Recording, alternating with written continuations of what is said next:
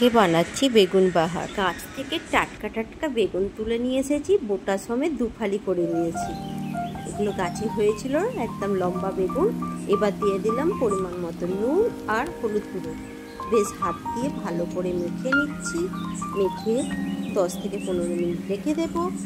দেখো মাখাও হয়ে গেছে নুন হলুদটা। এবার 10-15 মিনিট পরে আমি ভেজে নেব। চলো তার আগে মশলাটা করে নিই, কী কী দেবো। প্রথমে দিয়ে দিলাম আদার টুকরো, আর দিয়ে দিয়েছি 5-6টা কাজু বাদাম, আর দিয়ে দিলাম একটা টমেটো। এটাকে ভালো করে পেস্ট করে নেব। তার সঙ্গে দিয়ে দিচ্ছি পোস্ত আর কাঁচা লঙ্কা। কাঁচা লঙ্কাটাও কিন্তু গাছ থেকে তুলে নিয়ে এসেছি। দেখো পেস্টটা একদম স্মুথ পেস্ট বানিয়ে নিয়েছি। চলো এবার বসিয়ে দেবো কড়াই। কড়াই বসিয়ে দিলাম। এবার দিয়ে দিলাম খানিকটা সর্ষের তেল। সর্ষের তেলটা একটু গরম হয়ে গেলে বেগুনগুলো ভেজে নেব। তেল গরম হয়ে গেছে, ধোয়া ছাড়তে শুরু করেছে। দিয়ে দিলাম বেগুন।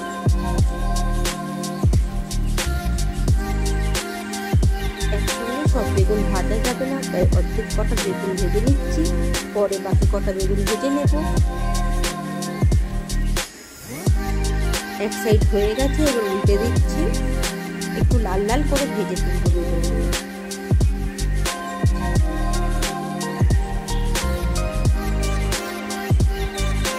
একদম নিরামিষ বেগুন বাহার হচ্ছে।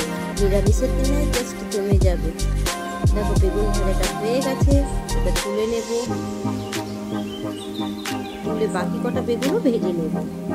দেখো লাল লাল করে বেগুনটা ভাজা হয়ে গেছে। বেগুন তুলে নিলাম।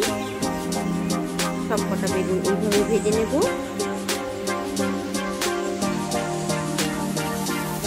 এবার তেলের মধ্যে দিয়ে দিচ্ছি সাদা জিরে আর শুকনো লঙ্কা। দিয়ে আগে থেকে পেস্ট করা মশলাটা দিয়ে দিলাম।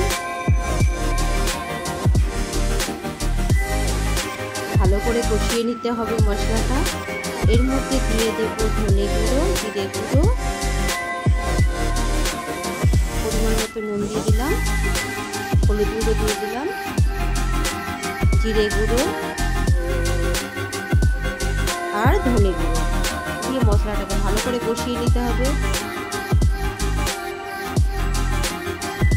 মশলাটাকে বেশ ভালো করে তেল ছাড়তে শুরু করেছে।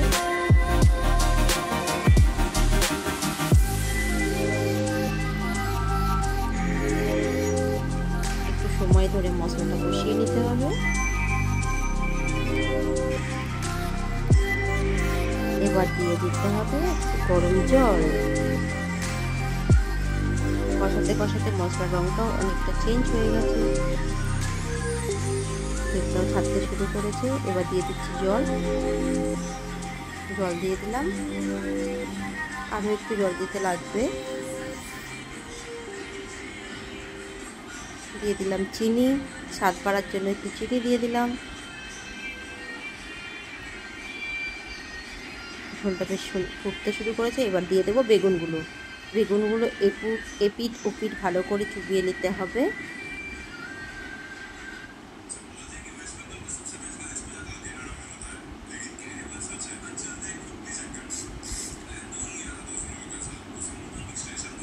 একদম নিরামিষের দিন জাস্ট জমে যাবে। লুচি, পরোটা, রুটি, ভাতে সবের সঙ্গেই যাবে। বেগুন বাহার রেডি। টাটা।